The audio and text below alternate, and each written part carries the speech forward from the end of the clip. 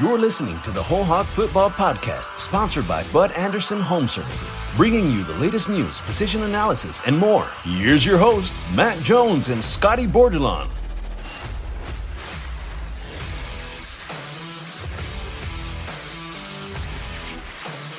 If you look back through the history of Arkansas and the SEC, 8-win regular seasons are not very common. In fact, the Razorbacks have only done it 9 times in their 30 years since they joined the SEC. This year being the 9th time, it was their first time to do that in 10 years. I think that puts a lot of perspective into the type of season that Sam Pittman and his team just finished in 2021. Season's not over. The Razorbacks are going to go to a bowl game, probably a pretty good bowl game. We'll find out on Sunday afternoon when the bowl announcements are made. Matt Jones with Clay Henry of Hogs Illustrated and Scotty Bordelon of WholeHogSports.com. Razorbacks coming off a 34-17 win over Missouri last Friday at Razorback Stadium. It was a close game at halftime, but in the second half, as we've seen a few times with Arkansas this year, they were really able to pull away and play well after halftime. They've been a pretty good second half team this year, and they showed that against Missouri. Clay, we were all there freezing on the front row of the press box. What were your takeaways from the win over Missouri last week? Well, you never know from one week to the next how teams are going to match up. You know, what one team's strength will play to another team's weaknesses. And, you know, Arkansas in several of their SEC games have not had favorable matchups. Their cornerbacks against the opposition's wide receivers, but they did in this game. And I think Missouri's wide receivers really have slumped in the last 2 to 3 years. That's where their recruiting has fallen off probably the most in the transition of coaching staffs. And Hudson Clark did well in a starting position, and so did Monteric Brown. And that really enabled Arkansas to snuff out what little passing game Missouri has. And they had no choice but to just hand the ball off to Tyler Beatty. And you know, he averaged under 3 yards per carry. And, you know, while he made some yards, that led to a dominant victory. You just never felt like Missouri had a chance to hit any big plays. It seems like that's always been the way in this series, is that you feel like no lead is safe for Arkansas, but it didn't feel that way last week. I mean, you think about 2016 when they blew a 17-point lead, or 17 they blew a 14-point lead. They blew a lead in 2020. It felt to me like whenever they got up about 24-6 or something like that, with the way that the defense was playing, Missouri really had no chance. Scotty, it was a really cool day, I thought, for Barry Odom and all the Missouri ties on the defensive side of the ball. Players like or coaches like Sam Carter and Michael Shearer, players like Markel Utsey, Trey Williams. It seemed like they were all pretty motivated to have a big day against the Tigers. Yeah, I think you're right. And, you know, it was about as good of a birthday present as Barry Odom could have asked for, I think. And you saw some emotion from him. And, you know, a lot of the guys on the defensive side of the ball, I remember there was a video, I think Russell Shapp put it on Twitter after the game. Joe Fouché and a bunch of the other guys were kind of gathered around Barry Odom, and Joe Fouché was like, on 3, we're going to say happy birthday, Coach Odom. And then, you know, they celebrated with him on the field. The defense was really good, and they really tied one hand behind Missouri's back. Connor Bazelak was not good. And I wrote on our message board not long after the game that Missouri was one of the more one-dimensional teams that I feel like Arkansas had played this year, because, I mean, Missouri's lack of perimeter playmakers, I thought, really, really stood out. And their best offense was just turn around and hand the ball to Tyler Beatty. And that's a tough way to have to find offensive success. You know, like Clay said, 3 or 4 yards at a time. You know, Beatty did have a really good day, but it took the entire game for him to have a good game. And it didn't lead to much offensive success for Missouri. Arkansas's linebackers were awesome. Again, Bumper had 13 tackles. Hayden Henry had 10.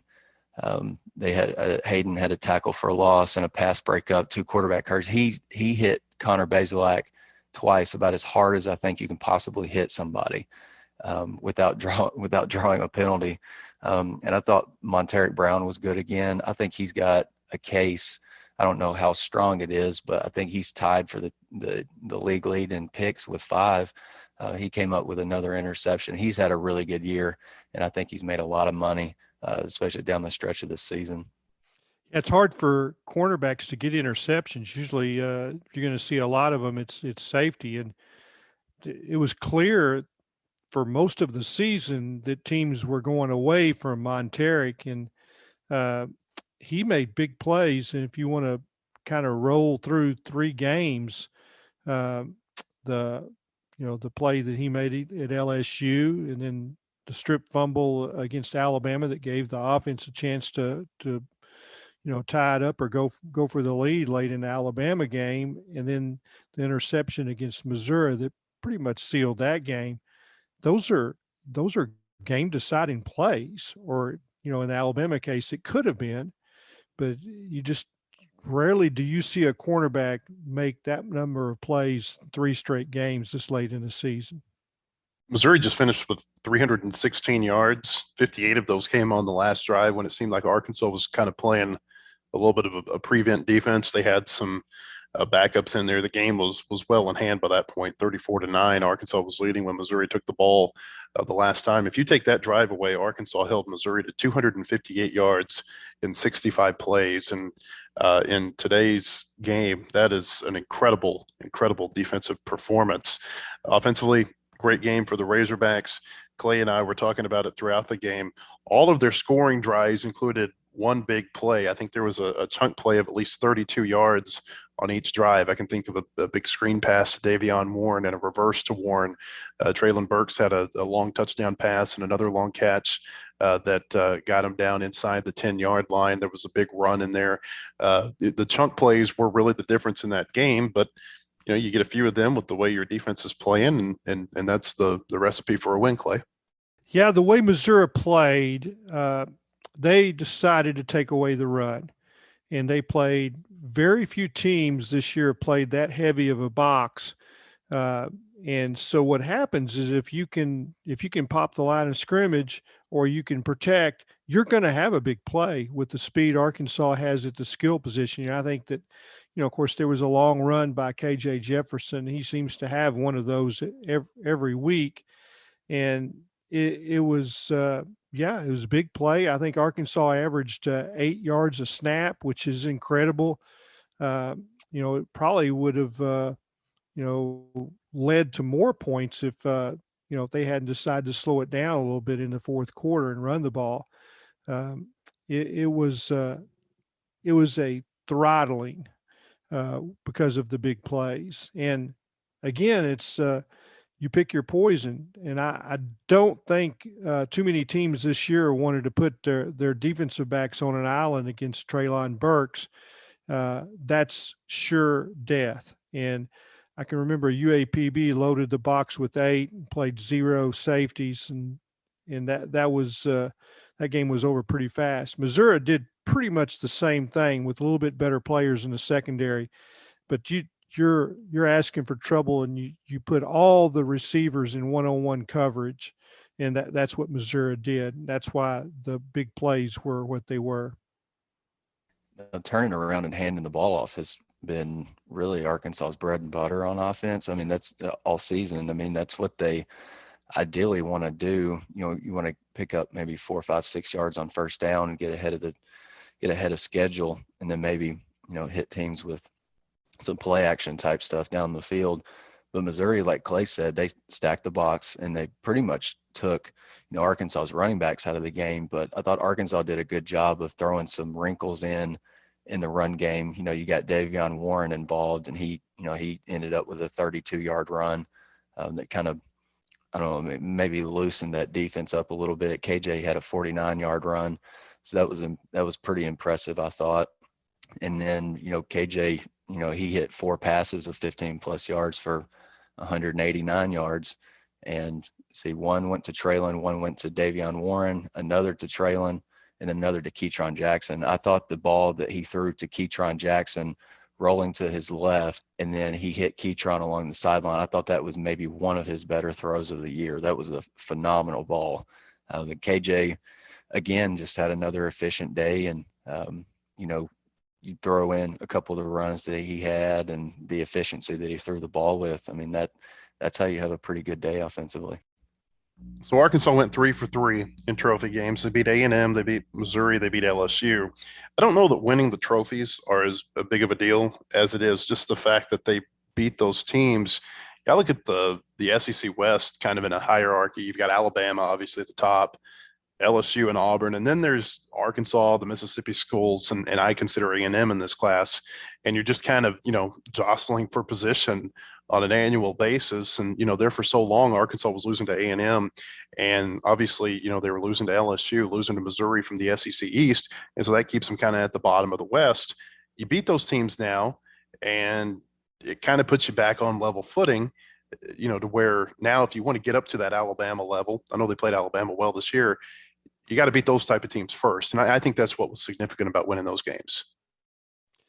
You're right, Matt. And I think you have to throw in the Texas victory too. And anytime you beat Texas the way they did, and almost by 3 touchdowns, you're probably setting yourself up for a good season. I think, maybe not a great Texas team, but they were ranked at the time and had turned some heads a little bit with the way they played in the early goings. And it's I think Arkansas exposed some of their weaknesses. The other teams capitalize on the same things, but the victories over Texas and Texas A&M are huge. And I think it was huge for both national perception and confidence of fans. And, when you have a sellout stadium, or you travel the way they did to Arlington, and then you play well, people are going to make decisions to come back and watch you play. And there's some other choices in Arkansas in the fall. I mean, hunting being one of them. But it's pretty clear that Arkansas fans decided that the Razorbacks were worth their time and worth their money. And then I think the team responded to that. And, I think Sam talked about that after the Texas game, that you earned the respect of your fans by the way they played. And, it's the same thing happened through the year. Really, there's only one blip in the season, the way they played at Georgia. I think you can pick out strengths in all the other games. You had a little bit of a lull against Auburn, with the turnover that caused the flip in momentum for that game, the strip sack in the end zone. But it's hard to find too much else to find fault with this Arkansas team as they went through their SEC schedule. I'm not even sure that loss to Georgia is that much to hang your head about. I know 37 points, that's a big loss, but that's an incredible Georgia team this year. I could almost make an argument, Clay, that I think the Auburn loss might have been worse just because it was at home, and as a 6-6 Auburn team, you look back on that, that's really the one that I think you shake your head about and say, that one in the Ole Miss game, because of the way the game ended, those are the 2 games I think you shake your head about and say those are probably the 2 that got away. Yeah, I think you're right. And that Auburn game really turned on an unlucky series of events. First of all, you had a 59-yard punt, and it was because Nathan Perotti, who had been just spectacular in the way decision-making, and he let a ball hit in front of him, and apparently he didn't see it, that he lost it in the sun. And that ball went to the 11-yard line, and that was right after Arkansas had kind of reclaimed the momentum, scored 2 touchdowns to get the lead, and the game just kind of slipped away really quickly at that point. And sometimes it's hard to get the momentum back from once you've won it and given it away like that. And Auburn seemed to that was by far the best game that Auburn's wide receivers played the whole season. I think they had 1 drop. They had 13 drops, 5 of them probably touchdown plays in the previous 2 weeks. And it's like, well, how do you figure that? They're suddenly going to catch all the balls, and because they hadn't done that. So I mentioned this at the start. There's only been 9 seasons when Arkansas won 8 regular season games. Now, up for about the first 10 years of when they were in the SEC, they didn't play 12 games. And so, there were some years where they only won 7. 1999 being one of those years when they went 8-4, beat Texas in the Cotton Bowl. That gave them their eighth win. Here are the other years, though, when they won at least eight games in the regular season. 1995, they were the SEC West champions. 1998, Houston Nutt's first year, of course, started 8-0, won 9 regular season games. 2002, when they were SEC West champions, they won 8. 2003, another good year. They won 8 games, won 9 when you count the bowl. 2006, they were division champions. Of course, had that long winning streak during the regular season after the loss to USC. 2007, when they beat LSU in Baton Rouge, that gave them their 8th regular season win. 2010 and 11 under Bobby Petrino, and that's it, Scotty, until you get to this season. And those are all years I think that we remember really fondly about Razorback football.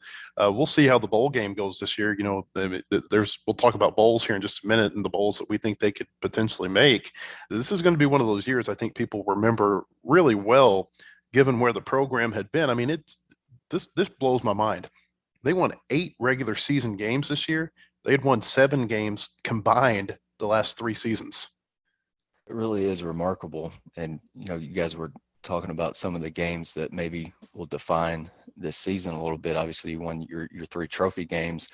And then Clay obviously had to mention the win over Texas. I think that game really set the tone in a way for, I feel like, what you could come to expect from Arkansas in future games. Like, Arkansas clearly worked out some of the kinks after the Rice game, and KJ Jefferson, you know, even though he did throw a pick against Texas, you know, the pick that he threw was an incredible play by the Texas linebacker that came away with the ball. Other than that, I mean, KJ was clean. He made some really, really good throws that made you believe that he was settling in and could really be the guy to lead the offense, both passing the ball, you know, as a leader in the huddle. And then he could also make some plays with his feet too. Like, I remember he had a couple runs against Texas where you're just like, man, this kid I feel like he's starting to arrive, and he's starting to thrive in the role that he's been given in the job that he won. And Sam Pittman was confident that he could do it really well. And then defensively, like, they just hit Texas in the mouth. They limited, for the most part, that run game, and Bijan Robinson came in as one of the hottest tailbacks in the country, I think, and they shut him down. And I just think that game right there just told you a lot about Arkansas's toughness. And then week after week, you know, with the exception of the Georgia game, obviously, you know, I think you saw Arkansas play, you know, at a pretty good clip, and they gave themselves a chance to win. I mean, just about every week. I mean, they were pretty much in every ball game, that's a very, very far cry from what we've seen in recent years. That's right on the money, Scotty. And I think that, just to kind of simplify things, the measure and stick for Arkansas really over the last 50 years has been 2 teams. One, Texas. You beat Texas, dominated Texas. And then of late, it's been Alabama. And, you know, Alabama's, you know, a top 2 team for the whole season. You know, part of the year they challenged Georgia with some first place votes, but Arkansas went to Alabama and went toe to toe with the Tide. And you would have to say, came out of there with their pride intact. And there's been so many times they've come out of there, you know, pretty much, you know, with their tail between their legs. And this was a case where they felt like the clock ran out on them and that they had a chance to win. And I think that's something Arkansas fans and Alabama fans are keenly aware of, that how much Arkansas has closed the gap with Alabama. And that's who, you know, the SEC West goes through Tuscaloosa. And you know, I heard, you know, some Arkansas people talk about, well, next year we get Alabama at home. I hadn't heard that kind of a talk in a long time leaving that stadium. You know, if you went into the season and you told an Arkansas fan that, or you asked an Arkansas fan, how many games do you think Arkansas will be competitive in, you'd probably hear the number 6 or 7 thrown around. I mean, you figured that Arkansas might have a chance if KJ Jefferson, you know, panned out and played well at the quarterback spot, that, you know, they would probably be fighting for bowl eligibility at the very least.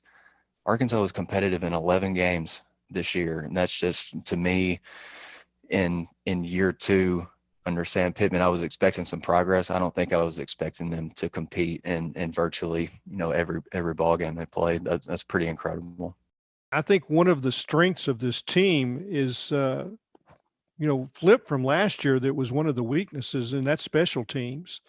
And when you talk about Cam Little and Vito Calvaruso, the consistency in the way Arkansas handled kicks, except for the Georgia game, which was completely a bust on all three, sides of the ball, defense, offense, and special teams. I thought special teams were phenomenal, and Cam Little being able to hit clutch field goals is a critical aspect of where this team improved, and it gives you a chance to win close games. And they won several close games. They did not lose any games because of their kicking game. I can't say that you would, with perfect kicking, you still wouldn't have won at Georgia, but they put themselves in position to win by being clean in the kicking game. And that's, they even blocked a punt this year. So, when you start to look around and how did they win some games? Well, Mississippi State was purely kicking game.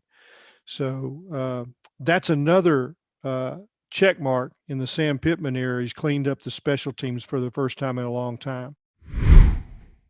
The WholeHog Football Podcast is brought to you by Bud Anderson Home Services. Visit them online at gocallbud.com. Bud Anderson is proud to be the official heating and cooling provider for the Arkansas Razorbacks. This partnership will support all Razorback athletics for over 400 student athletes across 19 sports. Woo-pig! WholeHogSports.com has the largest, most experienced staff of reporters covering sports in Arkansas. Football, basketball, baseball, recruiting, and more. You'll find it at WholeHogSports.com. The website includes up-to-minute news, daily commentaries, and award-winning photography from the staffs of Hogs Illustrated and the Democrat Gazette. For subscriptions, call 1-800-757-6277. That's 1-800-757-6277. Or visit us online today. WholeHogSports.com. Want more coverage of your home team? Download the Whole Hog Sports Video on Demand app. Check out the Fan Zone and get up-to-the-minute videos, podcasts, and features on football, basketball, baseball, recruiting, and more. Search for Whole Hog Sports on Apple TV, Roku, and Amazon Fire at home. And take it with you on the go by downloading it for your mobile device in your app store. The Whole Hog Sports Video on Demand app. Get it today.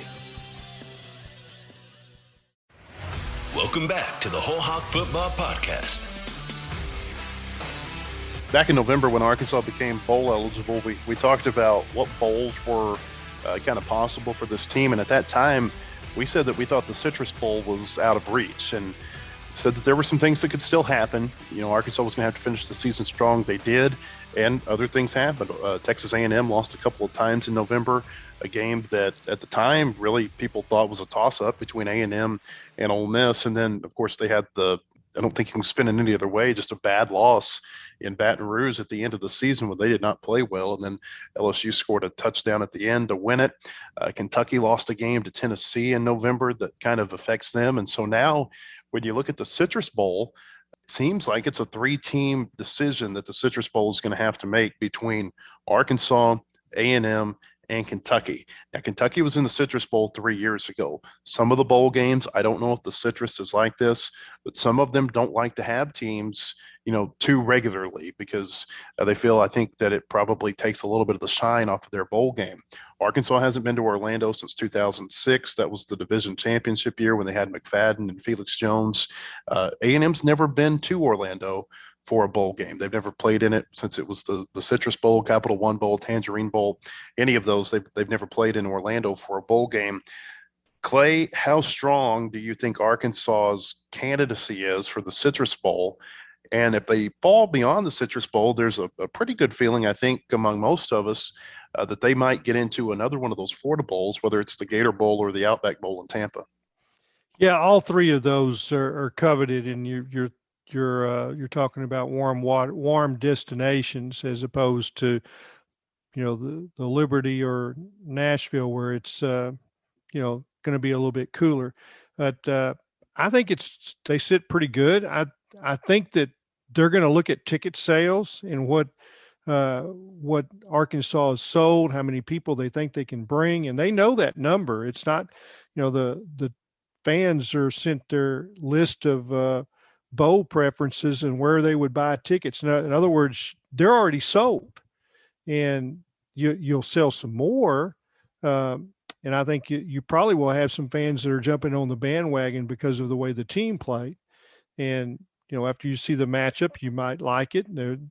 Fill in the blanks. But Arkansas is the highest ranked of those teams that are in consideration for the Citrus, and it just comes down. That is one of the few that Greg Sankey, the SEC commissioner, will select teams for bowls based on what he thinks is best for the conference.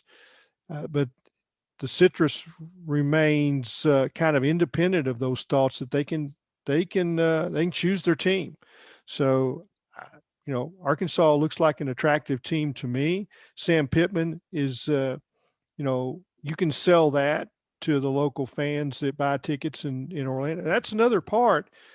These bowls, they have to get their local folks revved up to come to the game, because that's about half of what the tickets that are sold, especially for Orlando. And if it's not a good matchup, and so that would affect the local sales. Real quick, if you don't know the bowl selection process for the SEC, it goes like this. If there are SEC teams in the college football playoff, the Sugar Bowl gets the next highest ranked team. And so say, for instance, if Georgia beats Alabama this weekend, Alabama falls out, Alabama would go to the Sugar. Say Alabama and Georgia both get into it, Ole Miss is going to be in the Sugar Bowl. Ole Miss is probably going to be in a New Year's Day Bowl or one of those New Year's Six Bowls this year. If they don't get to the Sugar, probably going to be in something like the Fiesta, maybe the Peach this year. And then the Citrus Bowl gets the first pick of the remaining teams. After that, everybody falls into what they call the Group of Six Bowls this year. That's the Duke's Mayo Bowl, formerly the Belk Bowl in Charlotte, Gator Bowl, Outback Bowl, Texas Bowl, Liberty Bowl, Music City Bowl. So that's kind of where Arkansas is in terms of bowl selection going into this. If they were to play someone in the Citrus Bowl, there's a lot of belief that it would be Iowa. If Iowa loses to Michigan this weekend at the Big Ten championship game, if they were to play in the Outback Bowl, some of the teams that I've seen potentially mentioned there are Michigan State, Wisconsin. It's going to be a Big Ten opponent in Tampa. And then in Jacksonville, it's going to be an ACC opponent this year. A lot of people are saying that they think Clemson could get into the Gator Bowl, and Clemson has really gotten on a roll over the second half of the season. And so those are just some of the possibilities that Arkansas has as a bowl game. Clay mentioned that they're all warm weather bowls. I think Jacksonville is one of those cities where it has a tendency to feel kind of like it does in Arkansas that time of the year. You never know what you're going to get. I think once you get south of Tallahassee, that's where you get into the warmer weather, cities like Orlando and Tampa. And here we are talking about it being cold, and I'm wearing shorts and a T-shirt on December the 3rd, thinking about going out and mowing the yard here in a little bit. I sent my kids to school today, Clay, in their shorts. It's a really nice day here in Arkansas. Yeah, it may get close to 80 degrees. And this is cutting into my fishing time, I want you to know. So, if there's a question, Jacksonville, the coldest I've ever been for a Florida Bowl was in Jacksonville one year. I covered Oklahoma State, and you did not want to be on the beach if you didn't have fleece on. And I'm not sure the fleece even existed in that period. I'm kind of dating myself pre-fleece weather. So, if you ask me my vote, I say Orlando or Tampa or Houston. Otherwise, bring your thermals. Arkansas hasn't played in the Gator Bowl since the early 80s. The game that they played in the fog, Pre-fleece. I think against North Carolina, right, Clay? North Carolina, they played in the fog bowl. That was in the fog, yeah. Yeah, and they've Brad never played. Taylor. They have never played in the Outback Bowl. As of right now, I would say that Arkansas has got a better case than Texas A&M right now. I feel like something that these bowl committees or the people who are making the decisions might take into consideration is, like recent games that these teams have played. And, A&M has lost 2 of their last 3 games. Arkansas finished its regular season pretty strong. So I think Arkansas does have a decent shot at that Citrus Bowl. I think that would be pretty interesting. It would be some pretty smash mouth football if Arkansas ends up in that Citrus Bowl and play in Iowa. I think that would be a really intriguing game if Arkansas and Iowa end up playing each other, because Arkansas ended this regular season really well, like I said, and Iowa,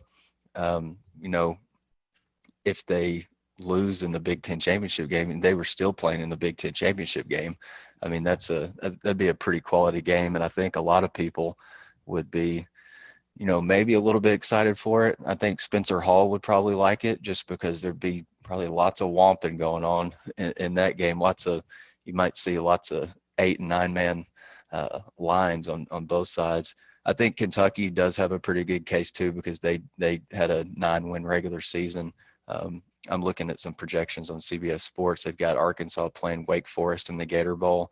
That would be a pretty good game too, I think. I think Wake Forest, that's not really a name that a lot of people, think about when it comes to football, but they've had a pretty good year too. And there might be quite a few points scored in that game. One of the things that you look at in bowl matchup is it going to be a show? Is it going to hold TV sets? And, what are the ratings going to be? And not just ticket sales. But I think Arkansas with KJ Jefferson is a better sell than Texas A&M with Calzada. I mean, you ask me if A&M can put on a show. I don't think so. They've got a good defense. But I think that serves Arkansas well in some of these discussions. Yeah, I think you're probably right about that. A couple of things to note coming up this week. The Burlsworth Trophy is going to be given out Monday night at Crystal Bridges in Bentonville. Of course, Grant Morgan is a finalist for that award. We'll see if he can be the first Arkansas player who's ever won it. Stetson Bennett, the Georgia quarterback, also a linebacker from Troy, are finalists for that. We'll also get in the next week, all SEC teams will be released by the AP and the coaches. I figure to see quite a few Razorbacks on that list. We'll be back with another podcast next week to talk about the bowl game. For Clay Henry and Scotty Bordelon, I'm Matt Jones. We appreciate you joining us. Go visit us at WholeHogSports.com. Also check out the Basketball Podcast of Mid-America. Basketball season in full swing, and that podcast is too. Have a great weekend, everyone. The proceeding has been a production of WholeHogSports.com. Look for our latest podcast on iTunes, Spotify, or your favorite podcast store. And visit us anytime at WholeHogSports.com for the latest news and commentary.